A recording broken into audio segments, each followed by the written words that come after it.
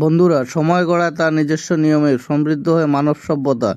বিভিন্ন ঘটনা থেকে দুর্ঘটনা, মনীষী কিংবা সাধারণের জন্মমৃত্যুর মাধ্যমে ধীরে ধীরে তৈরি হয় ইতিহাস, উন্মোচিত হয়ে জগতের নতুন নতুন দিগন্ত। বছরের পর বছর পেছনে ফিরে তাকালে ঠিক আজকের এই দিনে এমন অনেক ঘটনা, অনেক আলোচিত সমালোচিত ব্যক্তির জন্মমৃত্যু জানতে পারি আমরা। তাই ইতিহাসের দিনপুঞ্জি মানুষের কাছে সবসময় গুরুত্বপূর্ণ বহন করে।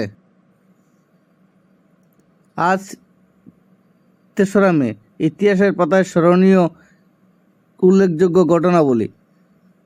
৩ মে ১৪৯৪ কলম্বাস জামাইকা আবিষ্কার করেন। ৩ মে ১৫১৫ পর্তুগিজ নৌসেনারা ইরানের হরমুজ দ্বীপ দখল করে। ৩ মে ১৭৬৫ বাংলার গভর্নর পদে নিযুক্ত হয়ে রবার্ট ক্লাইভ কলকাতায় উপনীত হন। ৩ মে ১৭৬৫ ব্রিটিশদের সঙ্গে মারাঠাদের তুমুল সংঘর্ষ হয়। ৩ মে ১৭৮৮ লন্ডনে প্রথম সান্ধ্য দৈনিক দি স্টার প্রকাশিত হয়। ৩ মে ১৮৩৭ অ্যাথেন্স বিশ্ববিদ্যালয় প্রতিষ্ঠা হয় গ্রিসে। ৩ মে ১৯৩৭ মার্গারেট মিচেল তার গান উইথ দি ওয়াইন্ড এর জন্য পুলিৎজার পুরস্কার পান। ৩ মে ১৯৩৯ সুভাষচন্দ্র বসু কংগ্রেস ত্যাগ করে ফরওয়ার্ড ব্লক গঠন করেন। ৩ মে ১৯৬০ অ্যান ফ্রাঙ্ক হাউস উদ্বোধন করা হয় আমস্টারডামে।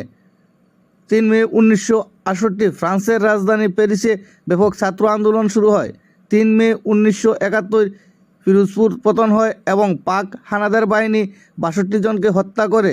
৩ মে ১৯৭৬ বাংলাদেশের সংবিধানের ৪৮ নম্বর অনুচ্ছেদ সংশোধন করা হয় এবং সংশোধনে বলা হয় বাংলাদেশে ধর্মভিত্তিক দল গঠন করা যাবে।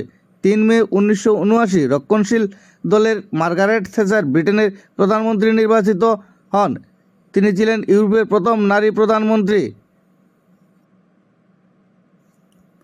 ৩ মে ২০০১ যুক্তরাষ্ট্র প্রথম জাতিসংঘের মানবাধিকার কমিশনের পদ হারায়।